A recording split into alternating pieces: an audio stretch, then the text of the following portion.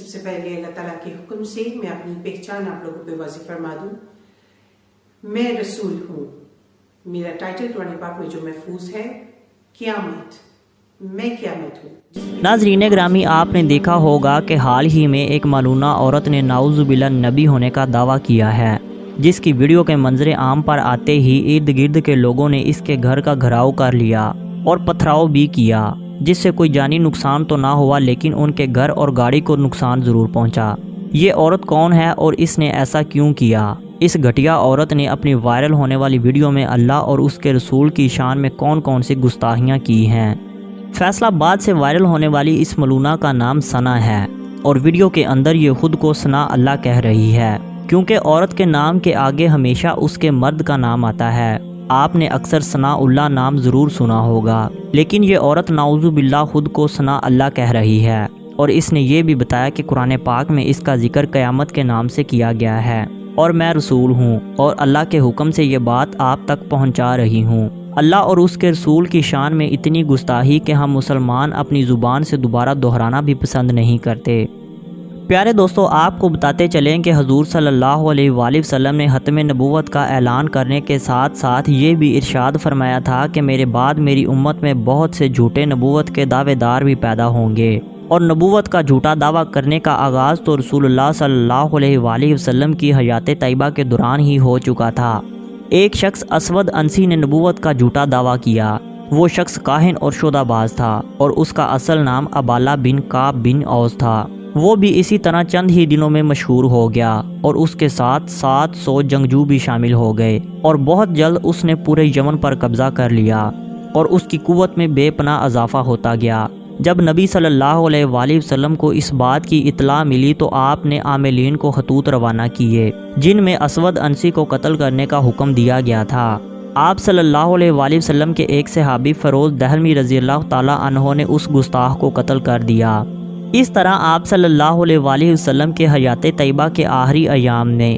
قبیلہ بنو حنیفہ کے ایک بدبخت مسلمہ کذاب نے بھی نبوت کا جھوٹا دعویٰ کر دیا تھا. آپ صلی اللہ علیہ وآلہ وسلم کے بعد جب ابو بکر صدیق رضی اللہ تعالیٰ عنہ کو خلیفہ مقرر کیا گیا تو آپ نے خلافت کا منصب سنبھالتے ہی اس کے خلاف خالد بن ولید کی نگرانی میں لشکر روانہ کیا اور اس بدبخت کو اس کے انجام تک پہنچایا. یہ واقعات سنانے کا مقصد صرف یہی تھا کہ بہت سے ادوار میں بہت سے بدبختوں نے نبوت کے جھوٹے دعوے کیے ہیں، لیکن مسلمانوں کی غیرت نے ان کو اس دھرتی پر کسی صورت بھی گوارا نہ کیا. حال ہی میں پیش آنے والا یہ واقعہ تاریخ میں پیش آنے والے واقعات سے بہت زیادہ مختلف بھی ہے، کیونکہ پچھلے واقعات میں نبوت کا دعویٰ مرد کرتے رہے ہیں، لیکن اس بار نبوت کا دعویٰ ایک عورت نے کیا ہے. اس سے پہلے ایک عورت سجا بنت حارث جو کہ بہت ہی خوبصورت اور شاطر جادوگرنی تھی، اس نے بھی نبوت کا دعویٰ کیا تھا، لیکن اس ملعونہ نے تو نعوذ باللہ ساری حدیں ہی پار کر دیں، اور یہ اس بات کا ثبوت ہے کہ یہ بالکل جھوٹ اور مسلمانوں کا لہو گرمانے کے سوا اور کچھ بھی نہیں. اس ملعونہ نے اپنے بیٹے کو امام مہدی ڈکلیئر کیا ہے، جبکہ پورا عالم اسلام جانتا ہے اور سب کا ایمان ہے کہ آپ صلی اللہ علیہ وآلہ وسلم کے بعد نبوت کا دروازہ بند ہو چکا ہے، اور ہم مسلمانوں کے لیے اس سے بڑھ کر اور کچھ نہیں کہ اس کا ذکر اللہ تعالیٰ نے خود قرآن کریم میں بھی کیا ہے.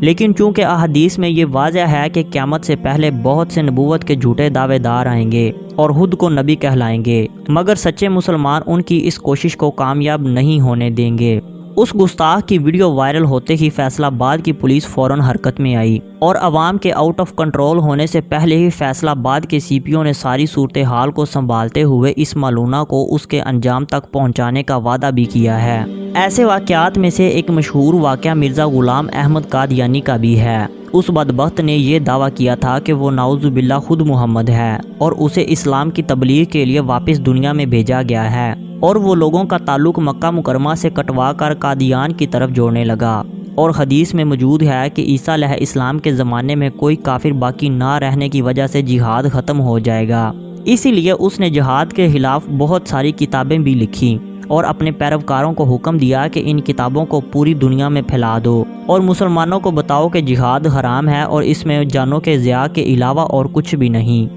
افسوس کی بات یہ ہے کہ اس کا پھیلایا ہوا مذہب آج بھی موجود ہے.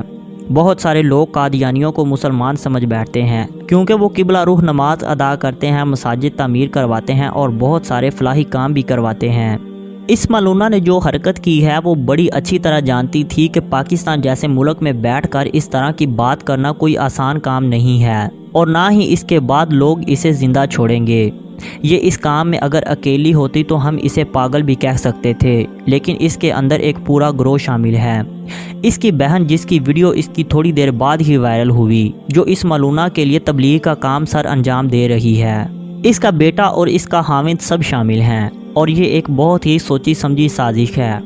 اگر کوئی مرد کرتا تو ہو سکتا تھا کہ لوگ اسے زندہ نہ چھوڑتے اور اسے فوراً قتل کر دیتے، اسی لیے یہ دعویٰ عورت نے کیا ہے تاکہ لوگ اس سے تھوڑا پرہیز کریں اور اس پر حملہ نہ کریں، اور عورت ہونے کے ناطے لوگ سوشل میڈیا پر اس پر شدید طنز کریں گے، جسے سوشل میڈیا پر دکھایا جائے گا اور عالمی میڈیا تک بھی یہ بات پہنچ جائے گی، اور وہ سمجھیں گے کہ پاکستان کے اندر لوگ آج بھی کس قدر غیر محفوظ ہیں، اور کوئی دوسرا کنٹری جیسے جرمنی، فرانس یا امریکہ انسانیت کے نام پر انہیں پناہ دے دیں گے، کیونکہ اکثر ایسے ممالک انسانیت کے ناطے ایسے لوگوں کو اپنے ممالک میں پناہ دیتے ہیں۔ اور یہ بات آج کے ٹائم میں کوئی نئی بات نہیں ہے۔ سب سے پہلے بات یہ ہے کہ کوئی عورت اسلام کے اندر پیغمبر ہو ہی نہیں سکتی، کیونکہ دعوت و تبلیغ کا کام ہی کچھ ایسا ہے جس کی آزمائشیں اور سختیاں ایک عورت برداشت نہیں کر سکتی۔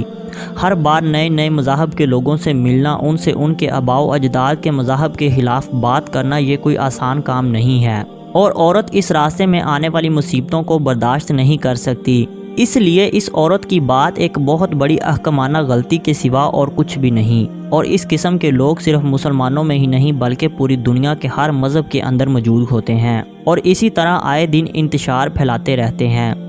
حالانکہ یہ بات مسلمانوں کے لیے ناقابل برداشت ہے، لیکن پھر بھی ایسے واقعات میں ہمارے قانونی اداروں کو چاہیے کہ وہ ایسے بدبختوں کو انجام تک پہنچائیں